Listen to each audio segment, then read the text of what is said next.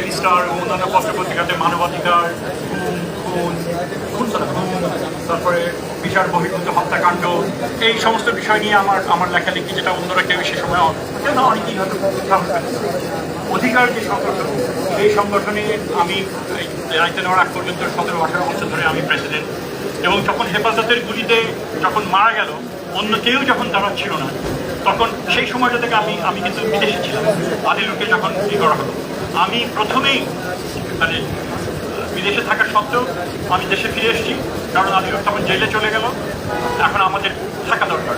এবং আমি খালি একটা জিনিসই জিজ্ঞেস করেছিলাম যে লিস্ট আমরা করেছি সেটা কি সঠিক লিস্ট কিনা। আমাকে জোর গলায় আমার সহকর্মীর অধিকারের যারা সহকর্মী তারা আমাকে বললেন যে হ্যাঁ স্যার লিস্ট লাগবে। আমি সাথে সাথে আমি দেশে ফিরেছি। কাজেই ওই যে ব্যাপারটা আমরা দাঁড়িয়েছি, তারপরেও হয়তো আমাদের আজকে যে এখানে এসে এই দায়িত্ব প্রাপ্ত হয়েছি অন্যান্যভাবে যে ছিল সেগুলো হয়তো হতো না। এটা হচ্ছে তোমরাই তরুণরা, আমরা মোটামুটিভাবে মানে নিয়তি অ্যাকসেপ্ট করে নিয়েছিলাম যে আমাদের জীবদ্দশা শেষ হবে ওই ধরনের একটা ফ্যাসিস্ট গভর্নমেন্টের নিচে, সম্পূর্ণ একটা হতাশার মধ্যে ছিলাম।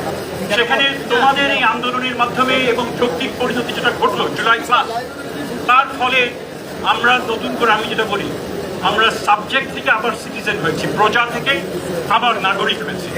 এবং সেই নাগরিক অধিকারে বলিয়ান হয়ে আজকে আমরা রাষ্ট্রের বিভিন্ন দায়িত্বে কেউ কেউ হয়েছি, তোমরা ভবিষ্যতে হবে। এটা যেন হাতছাড়া আমাদের না হয়। এবং এটা সকলের অর্জন, শ্রমজীবী মানুষের অর্জন, সাধারণ মানুষের অর্জন, ছাত্রদের তো বটেই। আসো আমরা জয়েন্টলি আমরা এটা করি এবং আমরা এই দেশকে এগিয়ে নিয়ে যাই। তার জন্য এবং শিক্ষা হচ্ছে তার সবচেয়ে প্রকৃষ্ট পথ, যেটা গ্রেট ইকুয়ালাইজার। এই বৈষম্য হওয়া দূর করা সবচেয়ে ভালো হচ্ছে কোয়ালিটি এডুকেশনের মাধ্যমে যদি করি। সেই জন্য আমরা কিছু পরিকল্পনা নিচ্ছি। আমাদের মেয়াদ অতি অল্প সময়, তার মধ্যেও আমরা যেন ইম্প্যাক্ট করতে পারি, ফেলতে পারি, সেগুলো নিয়ে আমরা কাজ করছি। আশা করি সকলে মিলে আমরা সুন্দর বাংলাদেশ।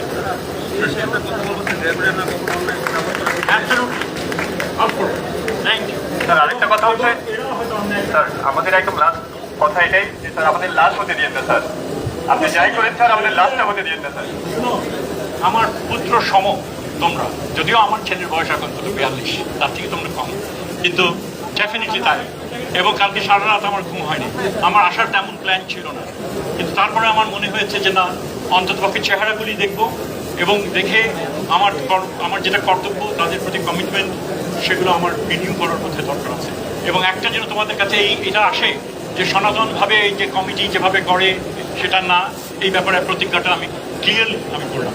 এবং কিছু সীমাবদ্ধতা আছে আইনে, সেগুলো মিলিয়ে তার মধ্যে থেকে আমরা যতটুকু সম্ভব আমরা এই কথা বলে শেষ করছি।